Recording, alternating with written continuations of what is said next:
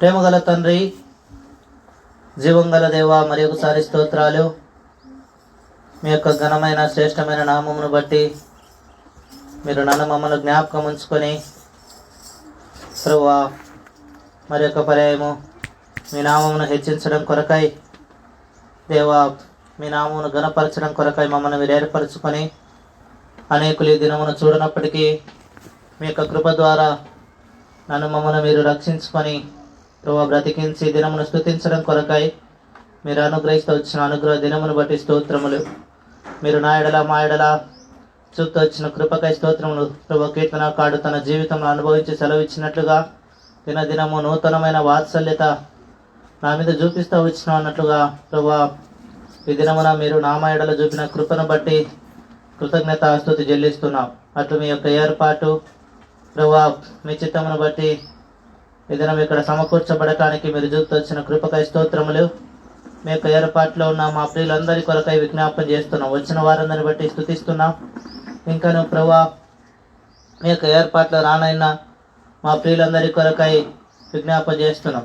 త్వరపెట్టండి దేవా నాయన ప్రభు, వారి యొక్క ఇహలోక విచారము నుంచి బయటపడి దేవా మిమ్మల్ని స్తుతించడానికి, మిమ్మల్ని మహింపరచడానికి, మిమ్మల్ని ఆరాధించడానికి తమను తాము సంపూర్ణంగా అప్పగించుకున్నటకు నేర్పించండి. అట్లు దేవాలోతును రక్షించినట్లుగా ప్రభు మీ ప్రజలను చేయబట్టి మీరు నడిపిస్తూ రావాల్సిన ప్రార్థిస్తున్నాం. దేవాట్లు మీటింగ్ ఆది నుంచి అంతవరకు మీరు సహాయము చేయండి. శత్రువు ఎక్కడ పని చేయకుండానట్లు, శత్రువు ఎవరిని ప్రభు మరి వారి యొక్క స్వాధీనంలో ఉంచుకొనకుండానట్లు మీరు కృపను చూపించండి. మీ రక్తాన్ని ప్రోక్షించండి. మీ మహిమను, మీ సన్నిధిని మాతో కూడా ఉంచుతూ రావాల్సిన ప్రార్థిస్తున్నాం. దేవాలైన ప్రభు నిలవబడుతున్న మీద ఆశను నన్ను బలపరచండి. మీ ఆత్మచేత అభిషేకించండి. మీ ప్రజల కొరకై వాడబడే ఒక అర్హమైన పాత్రను నన్ను ఉంచండి. వ్యర్థమైనవి కాని మాటలు బలకకుండా ఆ నోటికి కావలి ఉంచండి. హృదయం నిండిన దాన్ని బట్టి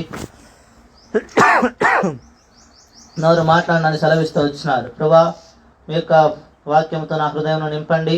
మీ ప్రజల యొక్క సమయమును దేవ దొంగలించకుండానట్లు మీ ప్రజల యొక్క తండ్రి ప్రభా హృదయములలో కార్యం జరుగుటకై ఒక అర్హమైన పాత్రగా, దీన పాత్రగా నేను వాడబట్టకు సహాయం చేయండి. పాటలు పాడుచున్న మీ దాసుని దాసురాలను బలపరచండి. ప్రభా వాయిద్యాలు వాయించేవారిని బలపరచండి. మీ యొక్క కృప చేత అభిషేకించండి. సమస్తము ప్రభా మీ నామనకు మహిమ తెచ్చేకరంగా ఉండటకు సహాయం చేయమని, మైకిష్టంలో మీ స్వాధీనంలో ఉంచుకొనమని, ఆరాధనవర్తమానం బలవర్తమానం ద్వారా మా హృదయములు తాకండి. దేవా మేము ఏ స్థితిలో మీ సన్నిధానంలోకి వచ్చినామో ప్రభా, ఎట్లాంటి పరిస్థితిలో మీ సన్నిధానికి వచ్చినామో, ఏ ప్రశ్నార్థకంతో మీ మందిరంలోకి వచ్చినామో ప్రభా, ప్రశ్నలన్నిటికీ మేము జవాబులు పొందుకున్నటకు ప్రభా మా యొక్క హృదయములను అనుసరించి మీరు మాట్లాడండి. నాలో మాలో ఉన్న కలవరములను అనుసరించి మీరు మాట్లాడండి. దేవా ఏ ఒక్క వ్యక్తి కూడా ఖాళీ హృదయంతో వెళ్లకుండా, ఏ ఒక్క వ్యక్తి కూడా ప్రభా విచారముతో వెళ్లకుండా సమాధానము, శాంతి, సంతోషంతో నింపబడి రక్షణ ఆనంద ప్రవాహములోనిది ఆనందిస్తూ వెళ్ళటకు కృపను అనుగ్రహించమని వందనాలు చెల్లిస్తూ మిక్కిలి వినయంతో యేసుక్రీస్తు నామమున స్తుతించి ప్రార్థించి అడిగి బ్రతిమాలి వేడుచున్నాం తండ్రి, ఆమేన్.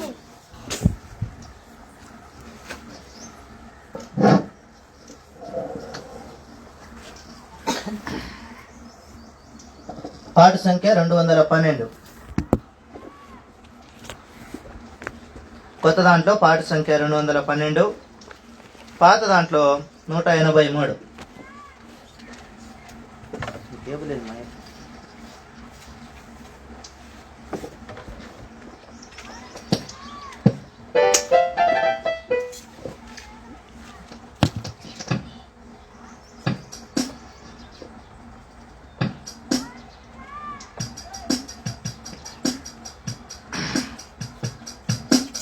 ఏం పాట? స్తుతి ప్రశంస పాడుతు కీర్తించు నిత్యము మహారక్షణనీతియు మన శాంతినిచ్చెను మహారక్షణనీతియు మన శాంతినిచ్చెను పాపాలు బంధ రసత్వమందుండా పాపాలు పందామందు రసత్వమందుండా నిరాకశక్తిచే ప్రభు విమోచించితివి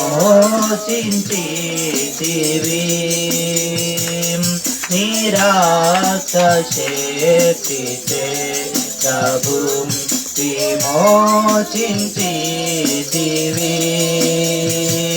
స్తుతి ప్రశంస పాడుచు కీర్తింతు నిత్యము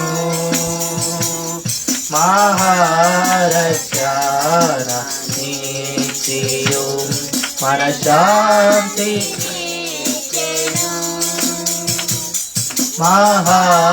మహారక్షణ నిత్యము మనశ్శాంతి నిత్యము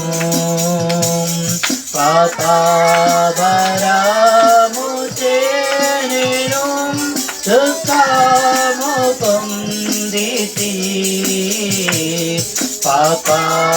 పాపభరము చేను దుఃఖము పొందితి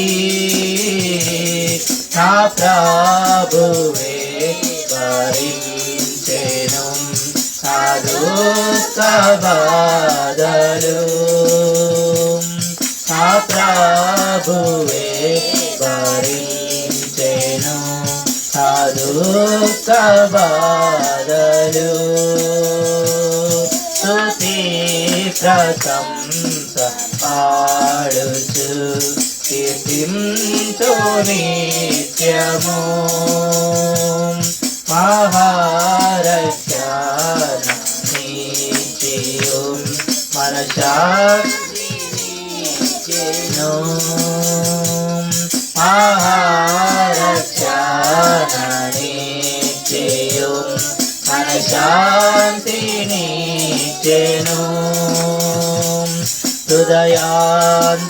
హృదయాంధకారము చేనేను దారి తొలగితి హృదయాంధకారము చేనేను దారి తొలగితి ప్రభువే జ్యోతి ఆయను సత్య మార్గము చూపే ప్రభువే జ్యోతి ఆయను సత్య మార్గము చూపే స్తుతి ప్రశంస పాడుచు కీర్తింతు నిత్యము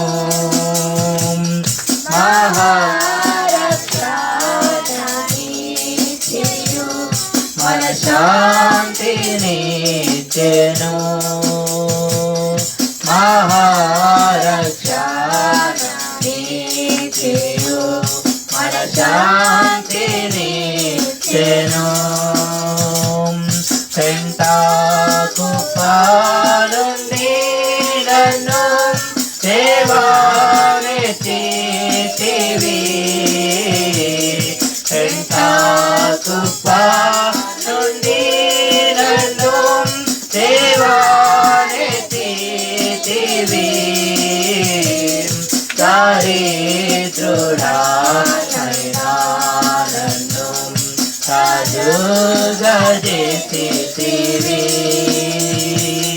దరిద్రుడా నన్ను రాజుగా చేసితివి స్తుతి ప్రశంస పాడుచు కీర్తింతు నిత్యము మహారక్షణ నిత్యము మనశ్శాంతి నిత్యము మహారక్షణ నిత్యము మనశ్శాంతి నిత్యము మీకు పాటల పుస్తకాలు ఇచ్చింది మీ ముఖాలు చూసుకోమని కాదు. అర్థమైందా? దేవుడు నోరు ఇచ్చింది నోరు మూసుకొని ఉండనీకి కాదు. తిట్టనీకి వస్తుంది కదా, కొట్లాడనీకి వస్తుంది కదా, పాటలు పాడనీకి కూడా నోరు వాడు. కనీసం ఈ విధంగా మన జీవితంలో ప్రభు ఇచ్చిన నోరు ప్రభు కొరకు వాడే ప్రయత్నం చేద్దాం. పాట సంఖ్య 210.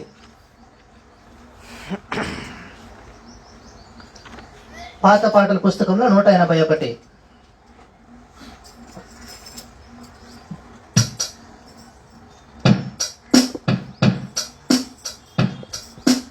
యెహోవా మహాత్మ్యము గొప్పది ఎంతో, యెహోవా మహాత్మ్యము గొప్పది ఎంతో, గ్రహింపశక్యము కానిది, గ్రహింపశక్యము కానిది.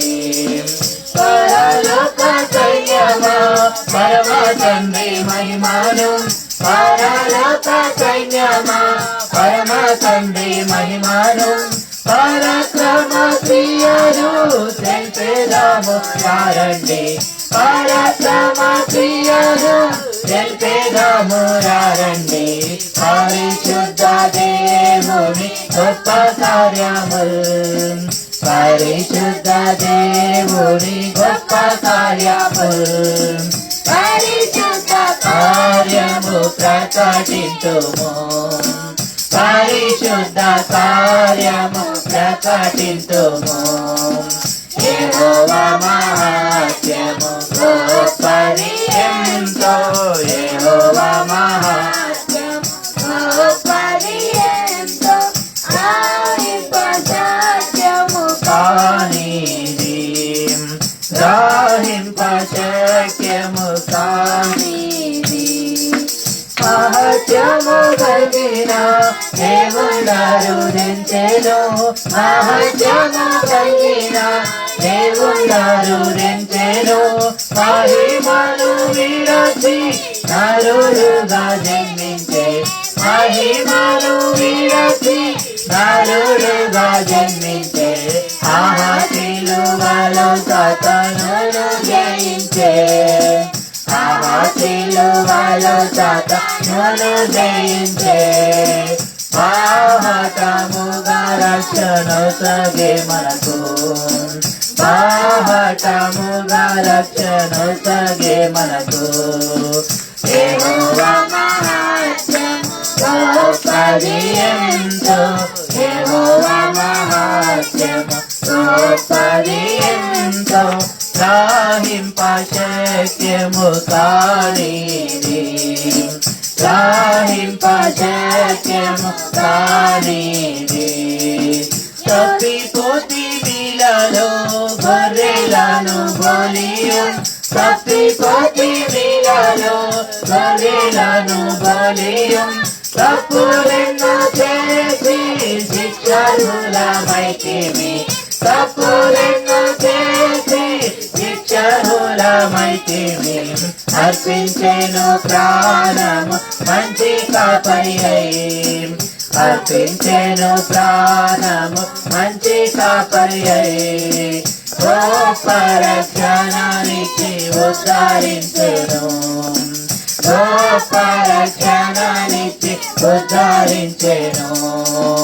యెహోవా మహాత్మ్యము గొప్పది ఎంతో, యెహోవా మహాత్మ్యము గొప్పది ఎంతో, గ్రహింపశక్యము కానిది, గ్రహింపశక్యము కానిది. ఆదామునందు పోయే దేవుని మహత్యము, ఆదామునందు పోయే దేవుని మహత్యము, అందురమయుంటిమి అజ్ఞానులమైతిమి, అందురమయుంటిమి అజ్ఞానులమైతిమి. అర్పించే నాదుడేసు నందు పొంది దేవి వెలుగు, నాదుడేసు నందు పొంది దేవి వెలుగు.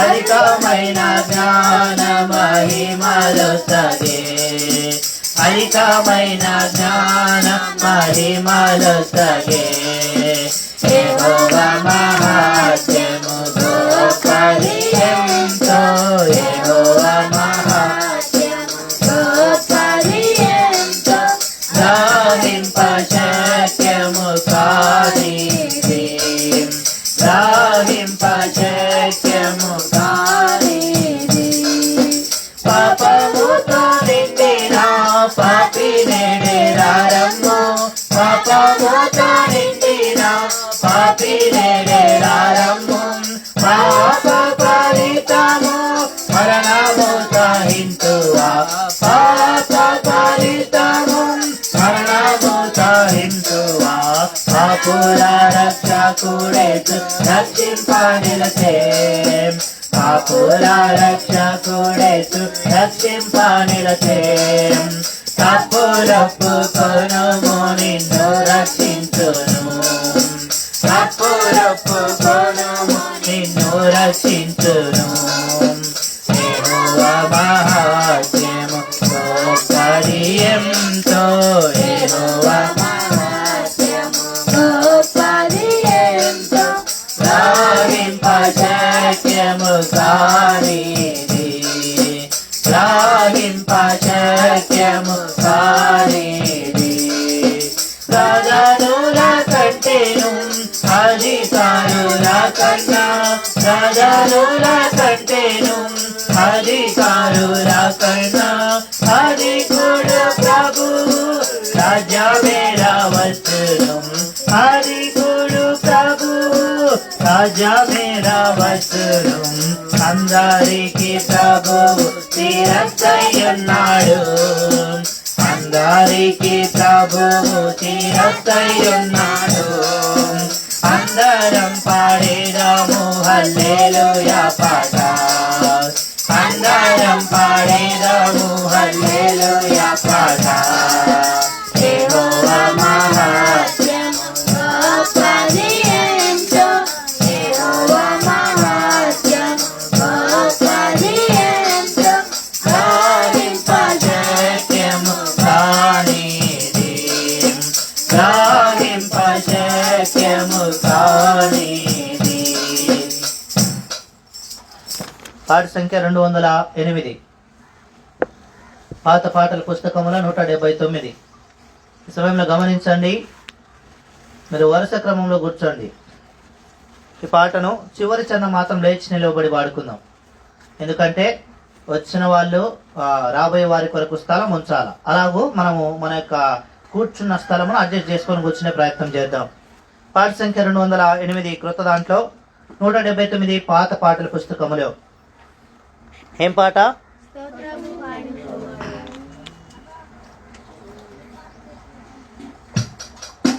స్తోత్రము పాడి పోగాడేదాము దేవాది దేవాని రాజాది రాజా నిన్ను మొక్కి కీర్తించేదాను దేవాది దేవాని రాజాది రాజా నిన్ను మొక్కి కీర్తించేదాను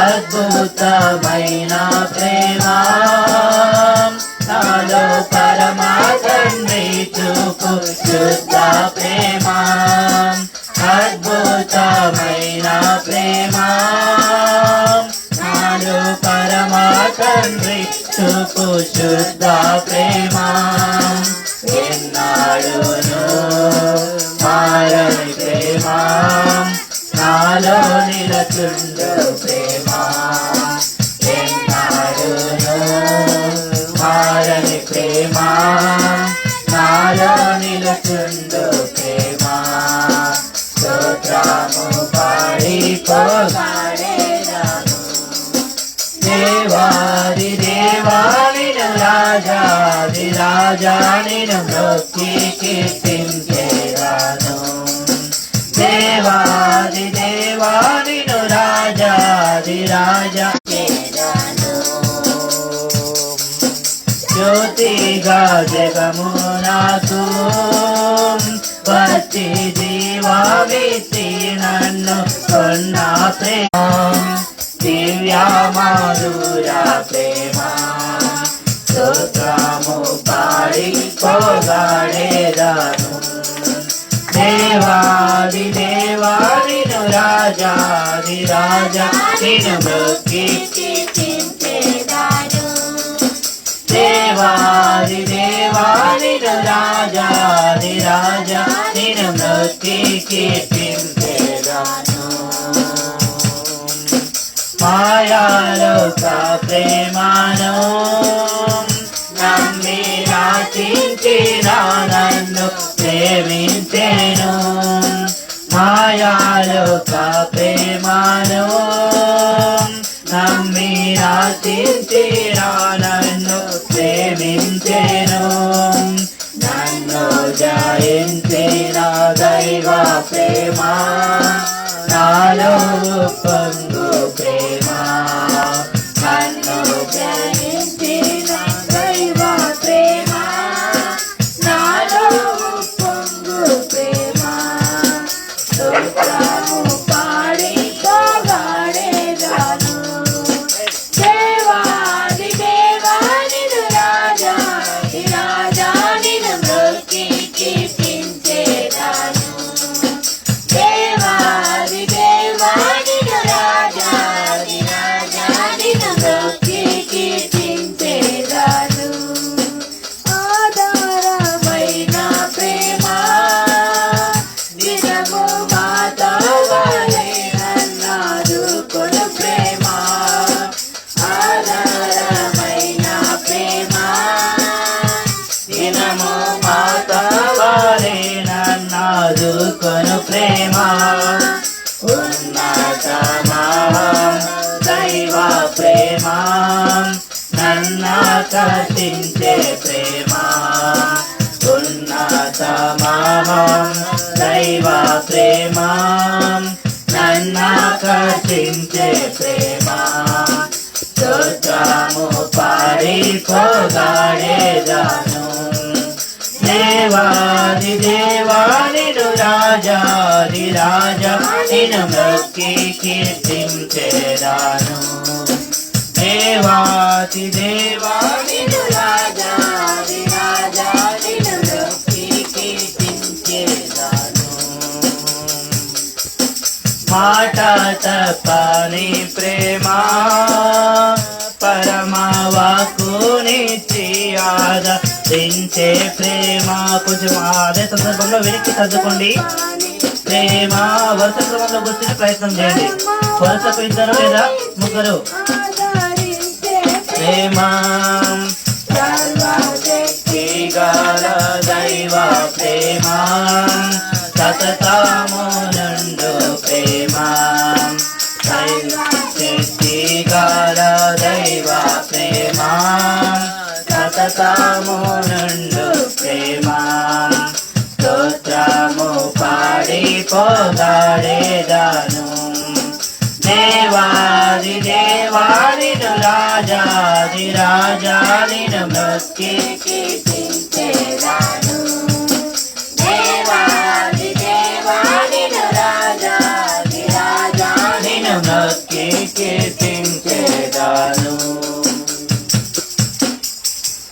ఏమ్మా ఎప్పుడు నీళ్ళు తప్పినాయి పాట ఒక చిన్నమన్న బానేవా చివరిగా పాట సంఖ్య 207 207లో అన్ని చరణాలు పాడం కానీ కొన్ని చరణాలు మాత్రం పాడుకుందాం. 2వ చరణం 3వ చరణం 5వ చరణం 2, 3, 5 చరణాలు 2వ చరణం 3వ చరణం 5వ చరణం. ఆ మంచం బాగిలా అమ్మాయి మంచం చూడు ఎట్టున్నాయి కాళ్ళు. చెప్పిన పని నమ్మకంగా చేసేవాళ్ళు దేవునికి కావాలంట.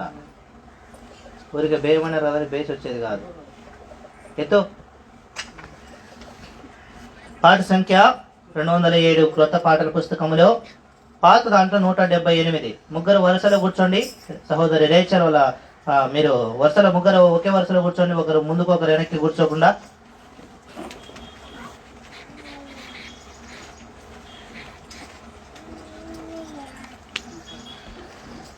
రెండవ చరణం 3వ చరణం 5వ చరణం మాత్రం పాడుకుందాం.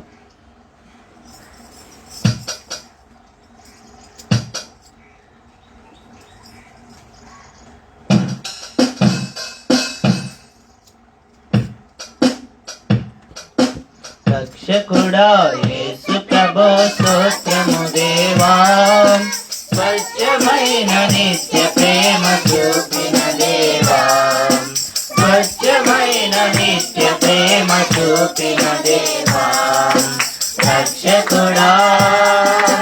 నరరూపమెత్తి ప్రభు రిక్తుడాయెను, నరరూపమెత్తి ప్రభు రిక్తుడాయెను, కరువైనను ఖడ్గమైనను, కరువైనను ఖడ్గమైనను, ప్రభు ప్రేమ నుండి నన్ను వేరు చేయునా, క్రీస్తు ప్రేమ నుండి నన్ను వేరు చేయునా, రక్షకుడా రక్షకుడా స్తోత్రము దేవా, స్వచ్ఛమైన నిత్య ప్రేమ చూపిన దేవా, స్వచ్ఛమైన నిత్య ప్రేమ చూపిన దేవా, రక్షకుడా.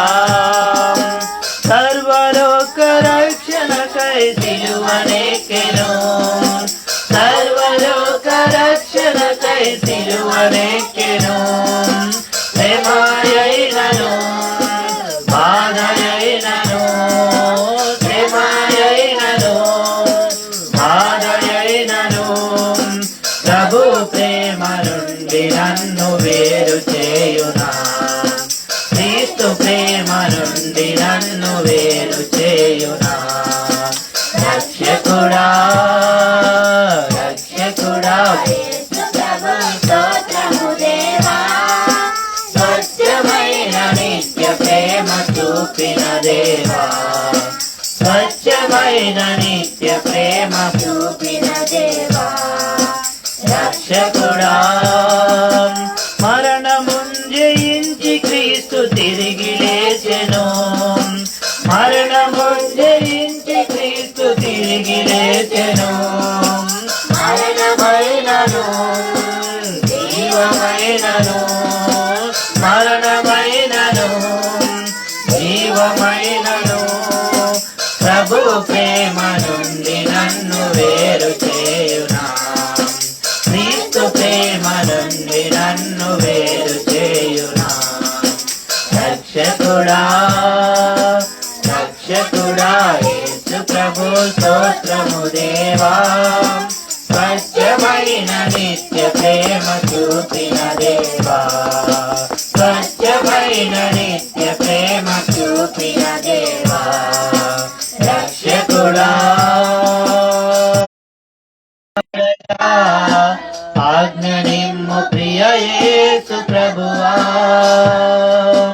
నీ దాసుడాలకించుచున్నాడయా, ఆజ్ఞనిమ్ము ప్రియ యేసు ప్రభువా, దయతో మాట్లాడుమా నీవే మాట్లాడుమా, నీ మెల్లడి స్వరము వినిపించుమా, దయతో మాట్లాడుమా నీవే మాట్లాడుమా, నీ మెల్లడి స్వరము వినిపించుమా, మాట్లాడుము జీవము గల దేవా,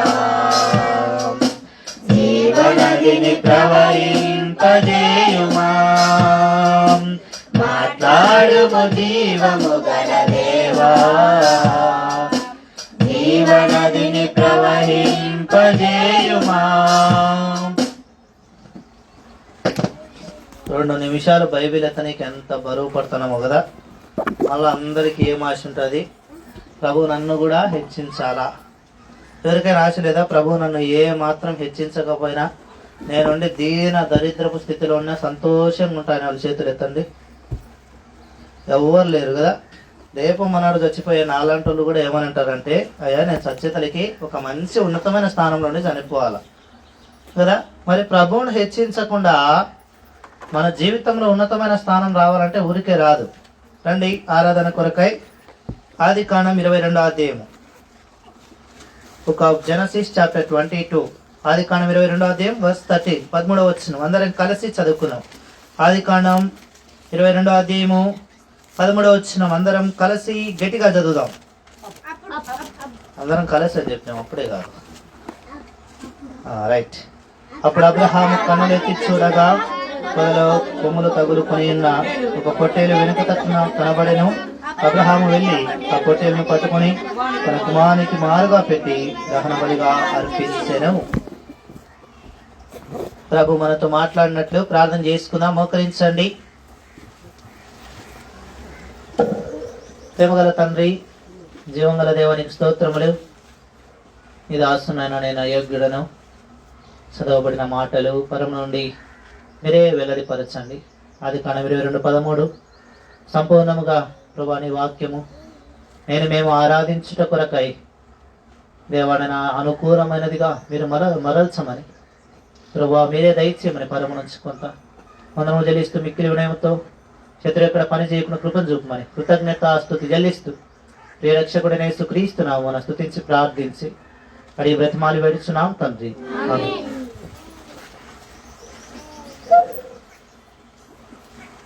ఇక్కడ మనం గమనించినట్లయితే ఆదికాండం 22వ అధ్యాయం మనకంతా కూడా చాలా సుపరిచితమైన సంగతి. అనేక పర్యాయములు అనేక సార్లు మనము ఈ మాటను చాలా సార్లు వినింటాం. బహుశా ఆరాధన కొరకై కూడా అనేక పర్యాయములు వినింటాం. అయితే దేవుడు తిరిగి మనతో మాట్లాడటం కొరకై ప్రభు యొక్క ఉన్నతమైన ఉద్దేశములు తిరిగి ప్రభు మనకు బయలుపరచడం నిమిత్తమై ప్రభు తిరిగి ఆదికాండము 22వ అధ్యాయము 13వ వచనం తిరిగి మన మధ్య తీసుకొని వచ్చినాడు. ఇక్కడ మనం గమనించినట్లయితే 22వ అధ్యాయం 13వ వచనం కంటే ముందుగా 22వ అధ్యాయం మొదటి వచనంలో కొన్ని సంగతులు రాయించబడతా వచ్చినాయి. ఎవరైనా గట్టిగా చదవండి.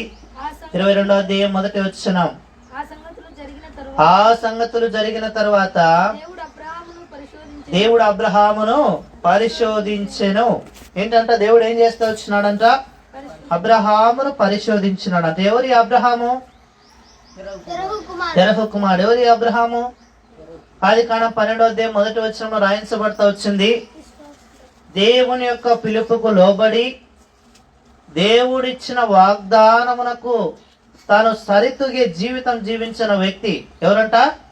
అబ్రహాము. సాధారణమైన వ్యక్తి కాదు. ఏదో మనలాగా ఎవరో చెప్పిన సువార్తకు లోబడి ఎవరో దేవుని యొక్క వాక్యం ప్రకటిస్తూ ఉంటే రక్షణ అనుభవంలోకి వచ్చిన సాధారణమైన మనలాంటి వ్యక్తి అబ్రహాము కాదు. అబ్రహాము ఎవరు అంటే సర్వ సృష్టిని కలగజేసి ఈ దినమున నీవు నేను ఆరాధిస్తూ ఉన్న ఆ వ్యక్తే ఆ దేవుడు ఏం చేస్తూ వచ్చినాడంట? అబ్రహామును పేరు పెట్టి పిలుస్తూ వచ్చినాడు. మనల్ని ఎప్పుడైనా దేవుడు పేరు పెట్టి పిలిచినాడా? ఎప్పుడైనా దేవుడు కనీసం పేరు పెట్టి పిలవడానికి ఇష్టపడతాడా? సాధారణంగా ఒక వ్యక్తిని మనం పేరు పెట్టి పిలవాలి అంటే ముందు ఏం కలిగి ఉండాలి? అతని మీద కొంతైనా ప్రేమ కలిగి ఉండాలి. అది ఏ రకమైన ప్రేమైనా సరే కదా. సహోదరుల మధ్య ఉన్న ప్రేమైనా కానీ, లేదంటే ఇంకా ఏంటి అమ్మ లేదా కుమారుడు అట్లాంటి సంబంధం కానీ, అంటే ఏదో ఒక ప్రేమ కలిగి ఉంటే ఏదో ఒక సంబంధం కలిగి ఉన్న వ్యక్తుల్ని మనం పేరు పెట్టి పిలుస్తాం. అందరిని పిలుస్తామా? పిలువముగా. సో మచ్ పవిత్ర సోమరిగా ఉండద్దు. కాబట్టి మనం గమనించినట్లయితే దేవుడే పేరు పెట్టి అబ్రహామును ఏం చేస్తూ వచ్చినాడంట? పిలుస్తా వచ్చినాడు. అబ్రహామును పిలిచిన పిలుపు బహుశా భూమి మీద దాని తర్వాత దేవుడు అంత అత్యున్నతమైన స్థానంలోనికి నడిపించడం కొరకాయి బహుశా దేవుడు ఎవరిని పిలవకపోయి ఉండవచ్చు. కారణం ఏంటంటే అబ్రహామును దేవుడు పిలిచి ఏం చేస్తూ వచ్చినాడంట? 7 వాగ్దానాలు ఇస్తూ వచ్చినాడు. ఏంటి ఆ వాగ్దానాలు? ఏంటంట? ఆదికాండం 12వ అధ్యాయం 2వ వచనంలో రాయించబడతా వచ్చింది. నిన్ను గొప్ప జనముగా చేసి, దాని తర్వాత ఏంటంట? 2వది, నిన్ను ఆశీర్వదించి నేను నామమును గొప్ప చేయదును, నీవు ఆశీర్వాదముగా నుండువు, నిన్ను ఆశీర్వదించు వారిని ఆశీర్వదిస్తా, నిన్ను దూషించు వారిని దూషిస్తా. ఎవరికి ఈ వాగ్దానం దేవుడు ఎక్కడ కూడా ఇచ్చినట్లు మనం గమనించాం. అయితే ఎవరి జీవితంలో ఈ వాగ్దానం అంతా కూడా పొందుపరచబడతా వచ్చిందంటే కేవలము దేవుని చేత పిలువబడిన అబ్రహాము జీవితంలో మాత్రమే కదా. అట్లాంటి అబ్రహామును దేవుడు ఏం చేస్తూ వచ్చినాడంట? 22వ అధ్యాయం మొదటి వచనం. లోసి చదువు బైబిల్ పైన పెట్టుకొని చదువు. అక్కడ చూడటం మానే, అదే నీకు చెప్పింది. చదువు.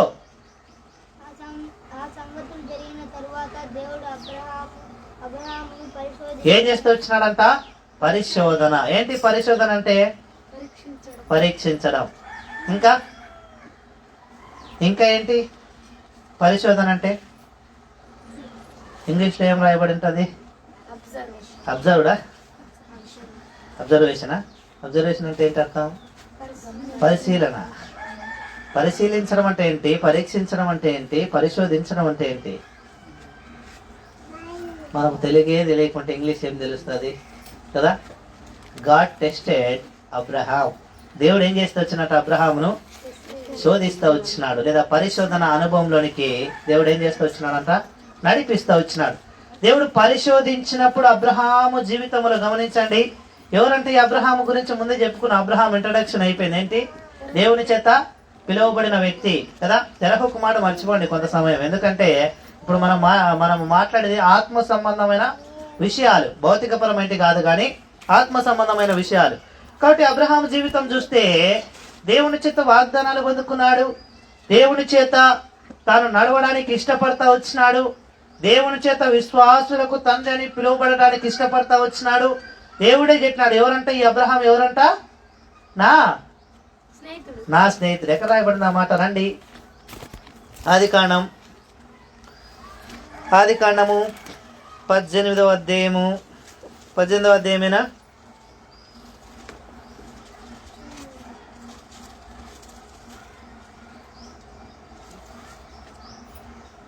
18వ అధ్యాయము 17వ వచనం.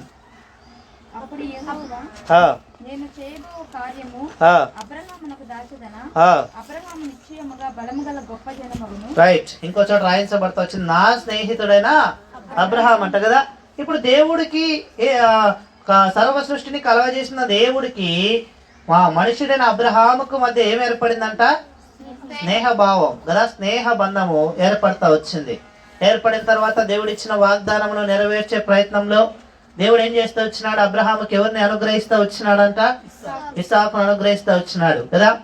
ఇప్పుడు ఆరాధన అంటే ఏంటంటే ప్రాముఖ్యంగా ఇప్పుడు ఆరాధించే సమయంలో మనం గమనించాల్సింది ఏంటి?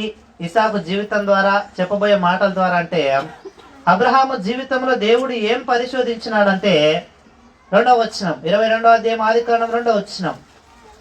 దేవుడు అబ్రహామును పరిశోధించడానికి గల కారణం, దేవుడు అబ్రహామును ఎందుకు పరీక్షించినాడో, దేవుడు అబ్రహామును ఎందుకు శోధిస్తూ వచ్చినాడో ఆ సంగతి మనం చూసినట్లయితే అక్కడ రాయించబడతా వచ్చింది. ఆదికాండం 22వ అధ్యాయం 2వ వచనం. అప్పుడు ఆయన, నీకు ఒక్కడై ఉన్న నీ కుమారుని అనగా నీవు ప్రేమించు ఇస్సాకును. అబ్రహాం ఏం చేస్తా ఉన్నాడంట? ఇస్సాకును ప్రేమిస్తా ఉన్నాడు. 21వ అధ్యాయంలోకి వచ్చేసరికి కదా, 21వ అధ్యాయంలోకి వచ్చేసరికి దేవుడిచ్చిన వాగ్దానం అబ్రహాము జీవితంలో నెరవేర్పులోనికి రాగలుగుతూ వచ్చింది. దేవుడు ఎక్కడో 12వ అధ్యాయంలోకి వచ్చేసరికి నిన్ను ఏం చేస్తాను? గొప్ప జనముగా చేస్తాను అని ఆదికాండం 12వ అధ్యాయంలో దేవుడు వాగ్దానం చేస్తే ఎన్ని అధ్యాయాల తర్వాత నెరవేర్పులోనికి వచ్చిందంట?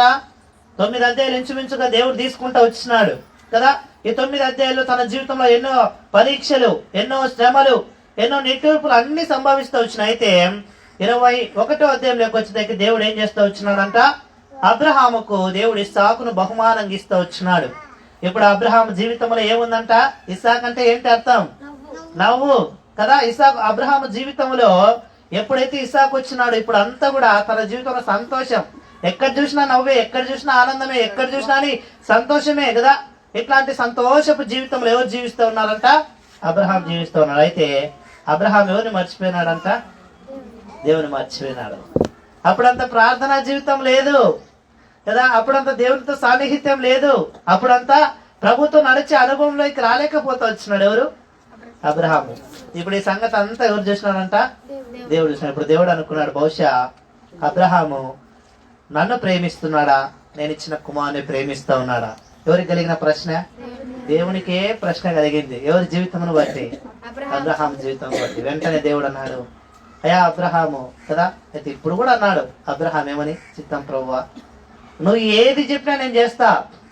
వైష్ణవి, నువ్వు ఏది చెప్పినా నేను చేస్తా. అయితే వెంటనే అన్నాడు దేవుడు, అబ్రహామా, నీకు ఒక్కడైనా నీ కుమారుని అని అంటే వేరేలాగుండు కదా. ఏముందో? నీకు ఒక్కడైనా నీ కుమారుని అంటే ఒకడే. మొదటి కుమారుడు ఎవరు అబ్రహాము కలిగింది? ఇస్మాయిల్ వచ్చినాడు కదా. మన బైబిల్ చదవడం అట్లుంటుంది. రండి, ఆదికాండము 21వ అధ్యాయము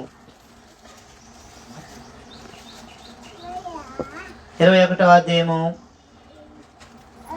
ఎక్కడ రాయబడింది? 21వ అధ్యాయం కంటే ముందే రాయించబడి వచ్చింది కదా. 16వ అధ్యాయము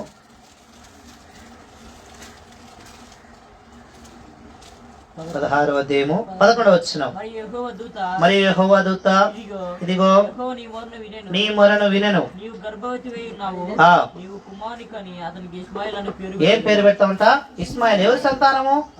అబ్రహాము యొక్క సంతానమే. ఏం చేయబడతా వచ్చినారు భూమి మీదకి? అందుకే మొట్టమొదటికి వచ్చిన కుమారుడు. అందుకే దేవుడు ఈ మాటతో ఆపేలా కదా. ఎవరు ఏమని అయిపోలా? నీకు ఒక్కడైన నీ కుమారుని. అంటే ఎవరు వచ్చిండ్రు? బహుశా అబ్రహాము యొక్క తలంపుల్లో ఇస్మాయిల్ వచ్చింది. అందుకే వెంటనే దేవుడు కలగజేసుకుని ఏమన్నాడంటే నీవు ప్రేమించు ఇస్సాకు కదా. మనం కొన్నిసార్లు కొంతమంది ప్రేమిస్తూ ఉంటాం. అది తల్లి కానివ్వండి, కుమారుడు కానివ్వండి, కుమార్తెను కానివ్వండి, ఆ భార్యను కానివ్వండి, భర్తను కానివ్వండి, ఎవరైనా సరే ఎవరో ఒకరు జీవితంలో ప్రేమింపబడతా ఉంటారు. ప్రతి ఒక్క వ్యక్తి జీవితంలో. అదెవరో మీకే తెలుసు, ప్రభువుకే తెలుసు. అదే సందర్భం ఇప్పుడు ఎవరికి వచ్చిందంట? అబ్రహాముకి ఎదురైతే వచ్చింది. వెంటనే ప్రభు ఏం చేస్తూ వచ్చినాడంటే దేవుడు ప్రత్యక్షమై అబ్రహామా, వెంటనే అబ్రహాము అన్నాడు, చిత్తం ప్రభువా, నీవు ప్రేమించు అనగా నీకు ఒక్కడైనా నీవు ప్రేమించు ఇస్సాకు నాకేం చేయాలా? బలి అర్పించాలా. ఎలా ఉంది మాట? సంతోషంగా ఉంటుంది అబ్రహాముకు. అబ్రహామును బహుశా ఏం చేసి ఉండొచ్చు? ఒక వ్యక్తి అన్నాడు ఈ మాట. అబ్రహాము యొక్క సంతానంలోకి రాబడిన వ్యక్తి, మృతతుల్యమైన నా దేహమును ఏం చేసినారంట మీరు? నిశ్చయముగా మరణములోనికి తీసుకుని వెళ్తా వచ్చినారు. కారణం ఏంటి? నా కుమారుడైన యోసేపు లేడే.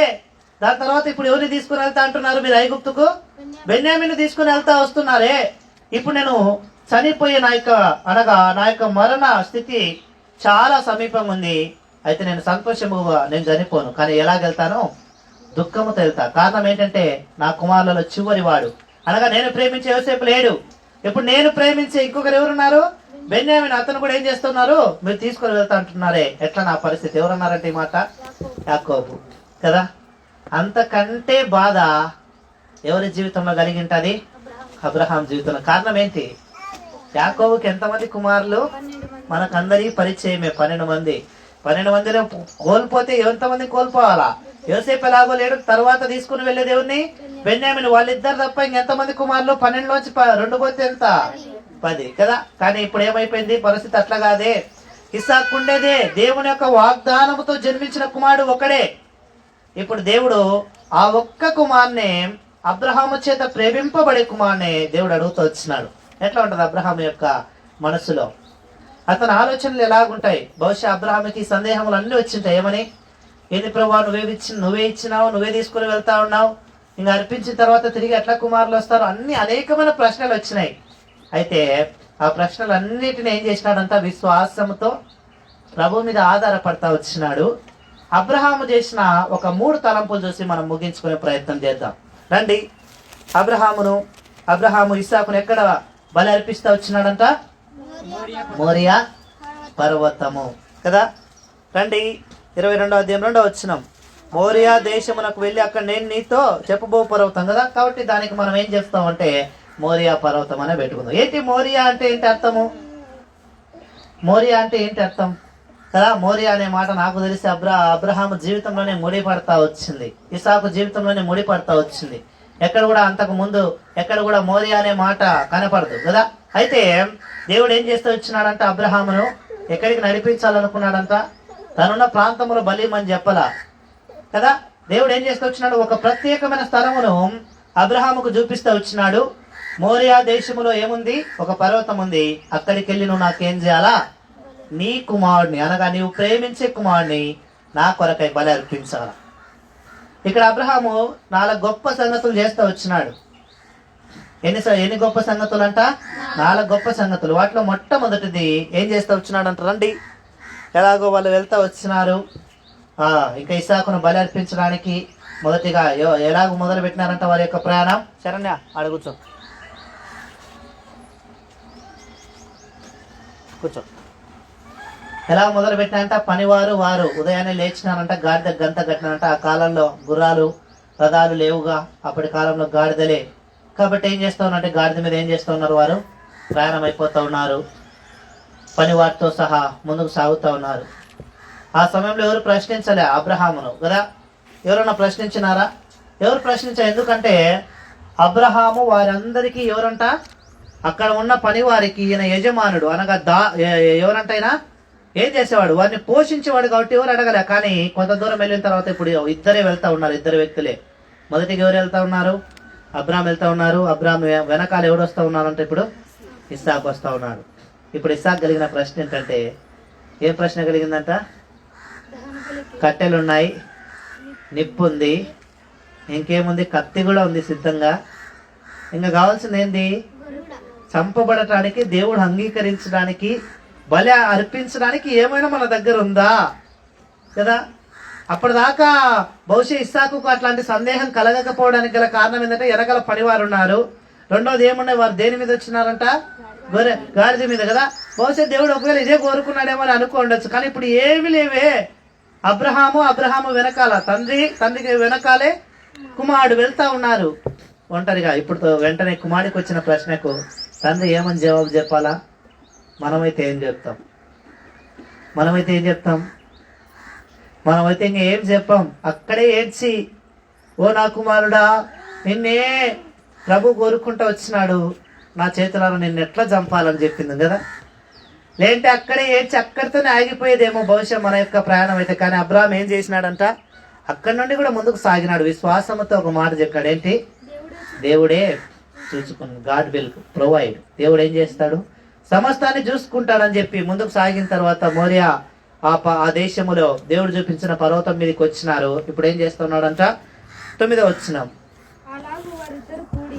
వారిద్దరు కూడి వెళ్ళి దేవుడు అతనితో చెప్పిన చోటికి వచ్చినప్పుడు, రైట్, ఇక్కడ కొన్ని సంగతులు మనం ఇంచుమించుగా అబ్రహాము 4-5 సంగతులు చేస్తూ వచ్చినట్టు మనం గమనించవచ్చు కదా. మొట్టమొదటి సంగతి ఏంటంట?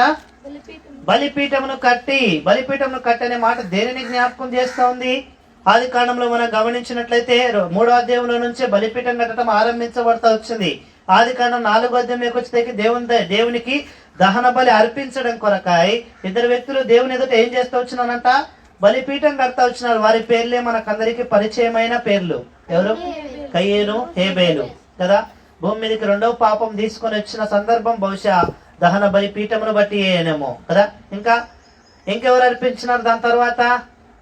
కయ్యను, హేబేలు అయిపోయినారు. హేబేలు తర్వాత ఎవరు వచ్చినారంట? నోవాహు దేవునికి ఏం చేస్తూ వచ్చానంట? బలిపీఠమును కట్టి. ఎందుకు బలిపీఠం కట్టినాడు? తనని రక్షించి తన కుటుంబాన్ని కాపాడిన దేవునికి ఏం చేస్తూ వచ్చినాడంట? నోవాహు బలిపీఠం కడతా వచ్చినాడు. అయితే ఇప్పుడు 4వదిగా ఎవరు బలిపీఠం కడతా వచ్చినారంట? అబ్రహాం అంతకు ముందే బలిపీఠం కట్టినాడు.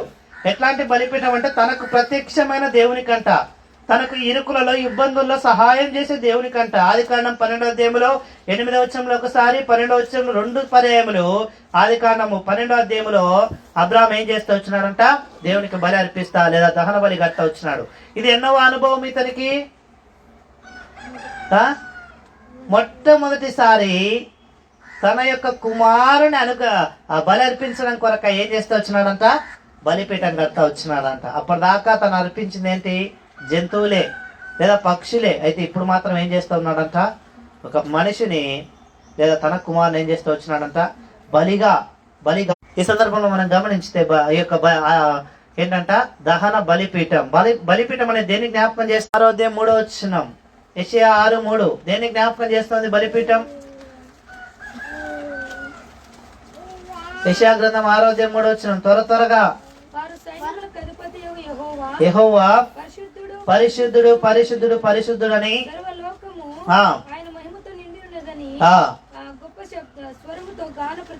ఏం చేస్తా ఉన్నారంట? ప్రభువును ఆరాధించడాన్ని ఈ బలిపీఠం జ్ఞాపకం చేస్తా ఉంది కదా. మొట్టమొదటిగా ఈ యొక్క దహన బలిపీఠము కట్టి దాని తర్వాత ఏం చేస్తా ఉన్నాడంట? తన కుమారుడైన ఇస్సాకును అబ్రహాము బలి అర్పించడానికి సిద్ధంగా ఉన్నాడు. ఇక్కడ మనం గమనించితే ఏం చేస్తా ఉన్నాడు? మొట్టమొదటిగా ప్రభువును ఆరాధిస్తా ఉన్నాడు. ఎవరు? ఏమని ఆరాధించుతాడు? ఈ సందర్భంలో ఏమని ఆరాధించడానికి మాటలు వస్తాయి. తన కుమారుడిని దేవుడు కోరుకుంటే దేవుడిచ్చిన వాగ్దానం నెరవేర్పులోనికి వచ్చిన సందర్భంలో తిరిగి దేవుడే ఆ వాగ్దానమును తృణీకరిస్తా ఉంటే దేవుడు చేసిన వాగ్దానం ఒక్కసారిగా తన కళ్ళ ఎదుట మటుమాయం అయిపోతా ఉంటే ఏమని ఆరాధించగలడు అబ్రహాము? ఏమని ఆరాధించింటది? బహుశా ఇలా చేసింటాడేమో. ఏమని? గత వారం మనం ఏం చూస్తూ వచ్చినాం? ఎవరు ఆరాధించినారు ప్రభువును? ఏమని? యెహోవా ఇచ్చిన, యెహోవా తీసుకొని పోయిన. బహుశా ఇదే మాట ఆరాధించుంటాడా అబ్రహాము? అబ్రహాం ఏమని ఆరాధించుంటాడు? ఏం ఆరాధించినాడా? ఊరిక దహన బలిపీఠం కట్టాడు, అంతేనా? అంతేనా? ఏం అఖిల్, అంతేనా కాదా? అయితే ఏమని ఆరాధించుంటాడు మరి? దహన బలిపీఠం కట్టాడు, మంచిదే. దహన బలిపీఠం దేన్ని జ్ఞాపకం చేస్తూ ఉంది? ప్రభువును ఆరాధించే స్థితిని జ్ఞాపకం చేస్తూ ఉంది. కాబట్టి ఇప్పుడు ఏం చేసింటాడు? ఏమని ఆరాధించుంటాడు ప్రభువును? ఏమని ఆరాధించుంటే, సర్వోన్నతమైన స్థలములలో దేవునికే మహిమ, భూమి మీద నీ చిత్తము సంపూర్ణంగా నెరవేర్చబడును గాక.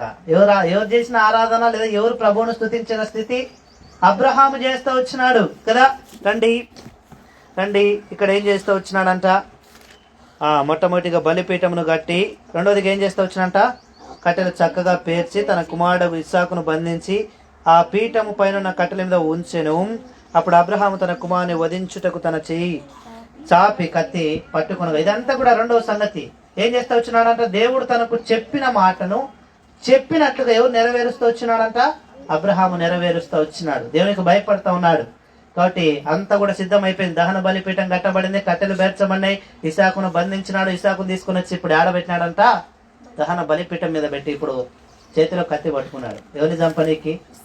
ఇసాకును చంపనీకి. ఇక్కడైనా కనికరం రాలేదు అబ్రహాముకు?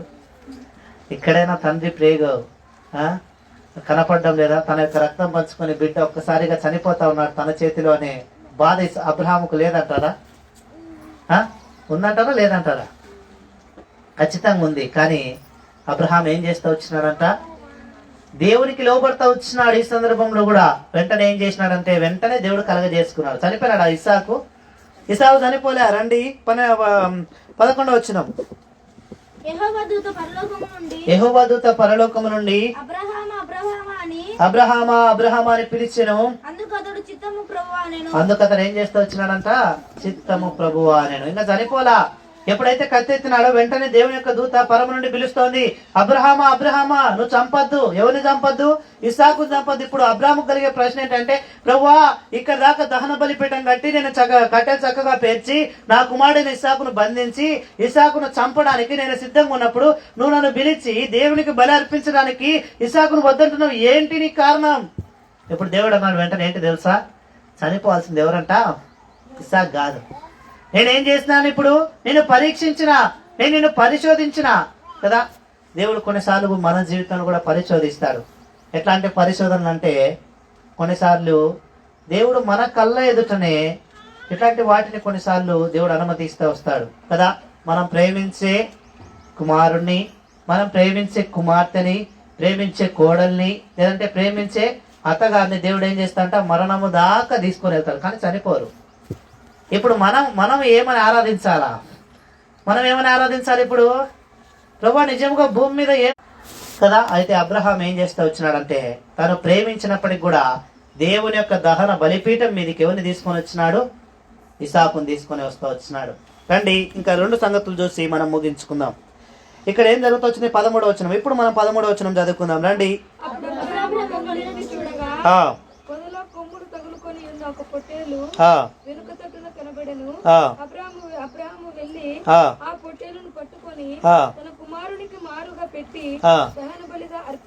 ఇప్పుడు ఇక్కడ 2 సంగతులు మనం గమనించవచ్చు. దహన బలిగా అర్పింపబడవలసిన వ్యక్తి ఏమైపోయినాడంట? బ్రతికే ఉన్నాడు. దహన బలి స్థితిలోనికి రెండోదిగా ఏం జరిగిందంట? వేరొక జంతువు రాబడతా వచ్చింది. ఆ జంతువు పేరే పొట్టేలు కదా. ఇక్కడ మనం గమనించినట్లయితే ఆ పొట్టేలు ఎవరంట? యేసుక్రీస్తు ప్రభువారు. ఇస్సాకు ఎవరిని జ్ఞాపకం చేస్తా ఉన్నాడంటే, నిన్ను నన్నే కదా. అప్పటిదాకా ఇస్సాకు జీవితంలో అనుకున్నాడు ఏమని అంటే, నేను ఏ పాపం చేయలేదు కదా, ఏమి నా జీవితంలో నేను పాపం నాకు చోటు ఇవ్వలేదు కదా. అయితే కీర్తనకారుడు అంటాడు దావీదు, నేను పాపములోనే ఏం చేస్తూ వచ్చినాను? పుట్టినాను కదా. జన్మతః వచ్చిన పాపమును ఎవరు దూరం చేయగలరు? ఆది కాండము 3వ అధ్యాయం అనగా ఆదాము నుంచి పుట్టబోయే వ్యక్తులు అందరి మీద కూడా ఏం ప్రభావితం చేస్తూ వచ్చింది, ఏం పరిపాలన చేస్తూ వచ్చిందంటే మరణం కదా. పుట్టబోయే వాళ్ళు చనిపోతారు, పుట్టిన మనము చనిపోతాం, మనకంటే ముందు పుట్టిన వాళ్ళు కూడా చనిపోయినారు కదా. అంటే అందరికి కూడా మరణం ఏమవుతుందంట, వారి జీవితాల్లో రాజ్య పరిపాలన చేస్తుంది. అందరికీ ఏం చూపించినా భయపడకపోవచ్చు, కానీ మరణాన్ని రుచి చూపిస్తే ఎవరైనా భయపడాల్సిందే కదా. కొన్నిసార్లు కొన్ని సంగతులు మనకు బాగా పరిచయం కదా. ఏంటి ఏం సంగతులు అంటే, మనం ఏం చేసినా కొన్నిసార్లు ఇతరులకు డబ్బులు ఇవ్వకపోవచ్చు, కానీ మన మీద కత్తి పెట్టినాక ఏం చేస్తారు, అన్న మా అకౌంట్ ఉండేదంతా నీ పేరు మీదే అన్న. ఎందుకు, చచ్చిపోయిన తర్వాత ఏం చేయాలా, అలా చచ్చిన సింహం కంటే బ్రతికి ఉన్నా కుక్క మేలు కదా, కుక్క బ్రతుకని అన్న అడుక్కుంటా బ్రతికినా బ్రతికే అన్న. ఆ డబ్బులు తీసుకొని నేనేం చేయాలా, చచ్చిపోయిన తర్వాత ఏం నా పెట్టెలో తెచ్చారా. ఎలాగో వేరే అందరికీ మరణం అంటే భయమే. కారణం ఏంటి, ఎక్కడి నుంచి వచ్చిందంటే ఈ మరణము, రోమీయులకు రాసిన పత్రికలు రాయించబడి వచ్చింది 5:12 ఆదాము ద్వారా ఏమవుతూ వచ్చిందంట, భూమి మీదకి పాపం వచ్చింది. భూమి మీదకి పాపం ద్వారా ఏమొచ్చిందంట, మరణం వచ్చింది. ఆ మరణం ఎవరి మీద రాజ్యం వెళ్ళిందంటే, ఆదాము మొదలుకొని కడపటి ఆదాము వరకు. కడపటి ఆదాము ఎవరు, మొదటి ఆదామేమో మనకందరి పరిచయమే. రెండో ఆదాము ఎవరు, యేసుక్రీస్తు ప్రభువారు. ఆయన కూడా ఏం చేసినాడంట, మరణించినాడు. అయితే ఆ మరణానికి ఈ మరణానికి ఉన్న వ్యత్యాసం ఏంటంటే, ఆయన చనిపోయిన తర్వాత లేలే, ఈయన మాత్రం చనిపోయిన తర్వాత లేచినాడు. అది వ్యత్యాసం కదా. ఇప్పుడు అబ్రహాము ఎవరిని జ్ఞాపకం చేస్తా ఉన్నాడు, ఎవరికి చిహ్నంగా ఉన్నాడంటే తండ్రి అయిన దేవునికి కదా.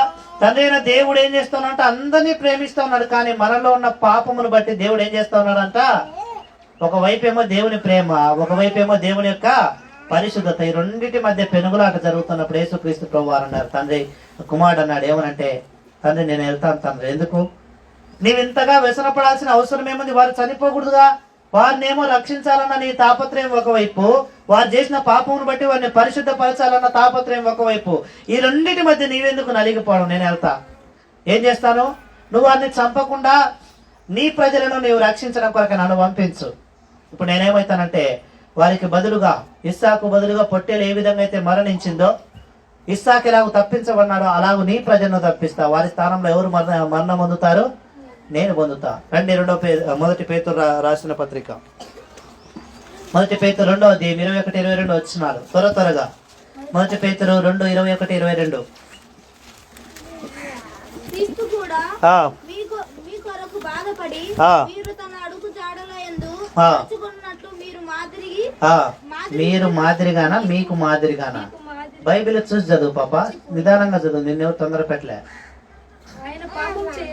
ఆయన పాపము చేయలేదు, ఏ కపటమును కనబడలేదు,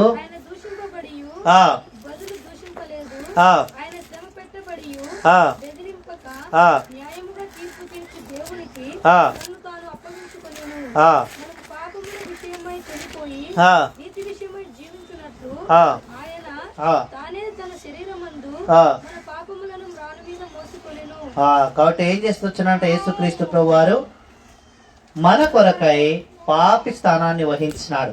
రెండోది మనకేమిచ్చినాడంట, జీవించే అనుభవంలోకి నడిపించినాడు. ఇప్పుడు మూడోదిగా మనం గమనిస్తే వాళ్ళిద్దరు కూడా కలిసి ఆడ బలి అర్పించిన తర్వాత ఇద్దరు కూడా ఎక్కడికి దిగి వచ్చినారంట, కిందికి దిగి వచ్చినారు. ఎవరెవరు, అబ్రహాము ఇస్సాకు కిందికి దిగి వచ్చి ఇప్పుడు ఇద్దరు కూడా వాళ్ళకు జరిగిందంతా చెప్తున్నారు. ఎవరికి, పనివారికి కదా. ఏమని చెప్పింటారు, అబ్రహాం ఏమని చెప్పింటే, అయ్యా నేను ఇస్సాకును చంపనీకి పోయినా, ఇస్సాకును దేవుడు బలిగా అర్పిమని చెప్పినాడు అని అంటాడు. ఇప్పుడు ఇస్సాకు ఏం చెప్పింటాడు, ఇస్సాకు ప్రశ్న, మరైతే ఇస్సాకయ్య గారు చనిపోలేదు, ఇంకా బ్రతికే ఉన్నాడంటే ఇస్సాకు చెప్పిట, అయ్యా నా బదులు ఎవరు చనిపోయినారా, పొట్టేలి చనిపోయింది. కారణం ఏంటంటే దేవుడే ఏర్పరచుకున్నాడు. అందుకే అక్కడ ఒక పేరు రాయించబడింది, యెహోవా ఈరే. అంటే ఏంటి అర్థము, యెహోవా చూచుకున్నాడు, యెహోవాయే. ఇంకొక మాట ఏంటంటే యెహోవాయే చూచుకున్న, యెహోవాయే గాడ్ విల్ ప్రొవైడ్ అని ఒకటి, గాడ్ విల్ సీ ఒకటి. గాడ్ విల్ సీ అంటే యెహోవా చూచుకున్ను, దేవుడు సమస్తమును సమకూర్చునని రెండో అర్థం వస్తుంది అక్కడ కదా. కాబట్టి 3 సంగతులు చెప్తాను ప్రభువును మనం ఆరాధించడం కొరకై, అబ్రహాం ఇస్సాకు జీవితం ఆధారం చేసుకొని. మొదటిగా ఏంటంటే పాపి స్థానమును అనగా మనము పొందవలసిన శిక్షను ప్రభు మీద మోసుకున్నాడు, మొదటిది. రెండో సంగతి ఏంటంటే ప్రభు మనల్ని ఏం చేసినంట, పాపపు స్థితి నుంచి తప్పించినాడు. మూడవది ఏంటంటే ప్రభు మనల్ని ఏం చేసినాడంట, సాక్షికరంగా అనగా సాక్షులంగా దేవుడు మనల్ని నిలవబెట్టినాడు. ఈ 3 సంగతులను మనం ఆధారం చేసుకుని ప్రభుని ఆరాధించుదాం కదా. మొదటిగా ఏంటంట, పాపిస్తాను ఆయన తీసుకున్నాడు. రెండోది, మరణం నుంచి మనల్ని తప్పించినాడు. మూడవది, మనల్ని ప్రభు సాక్షులుగా ఉంచినాడు. కాబట్టి ఈ 3 సంగతులు మనం ఆధారం చేసుకొని ప్రభుని ఆరాధించుతాం. పాట పాడుకుందాం.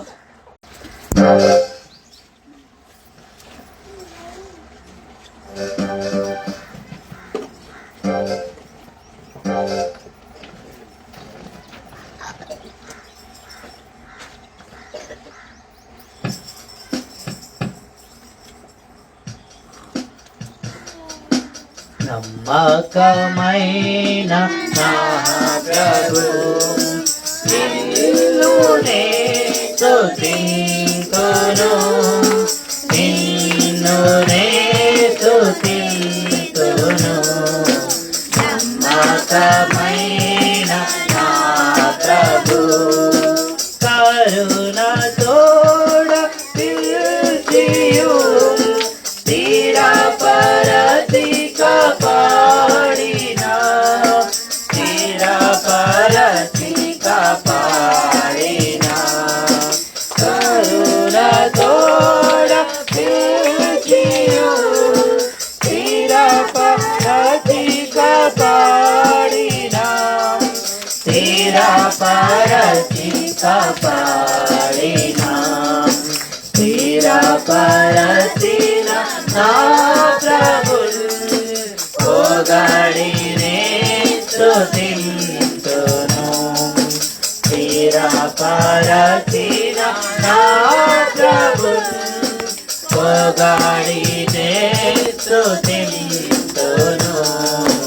నమ్మకమైన నా ప్రభు నిన్నునే స్తుతింతును, నిన్నునే స్తుతింతును. నమ్మకమైన నా ప్రభు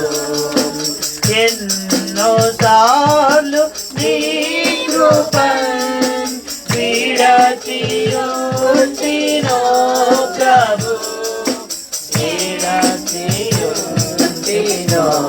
ప్రభు. ఎన్నోసార్లు నీ కృపను విడచియుంటినో ప్రభు, విడచియుంటినో ప్రభు. మరణతోడ నీ దారిన్ చేర్చినన్ క్షమించితివి.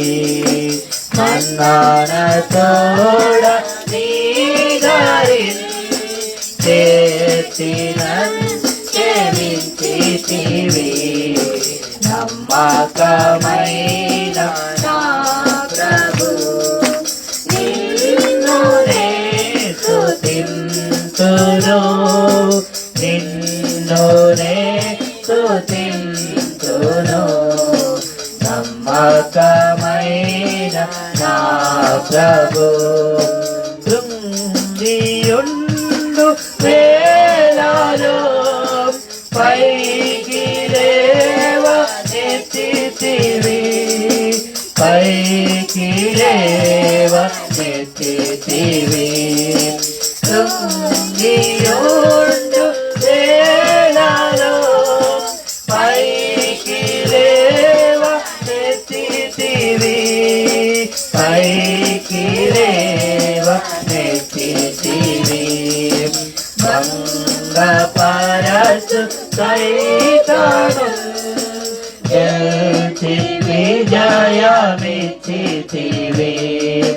భంగపరచు సైతాను గెలిచి విజయమిచ్చితివి.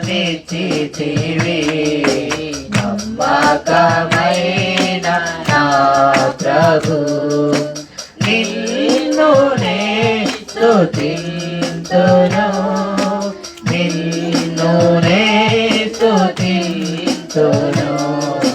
నమ్మకమైన నా ప్రభు. కాబట్టి దేవుడు చేసిన మూడింతల తలంపు కాబట్టి పాపపు స్థానమును భరించడం, పాపము నుంచి మనల్ని విడిపించడం, మూడవది మనల్ని సాక్ష్యముగా దేవుడు ఇచ్చిన ఈ 3 కారణములను బట్టి మన ప్రభుని ఆరాధించడం. మైక్ తీసుకొని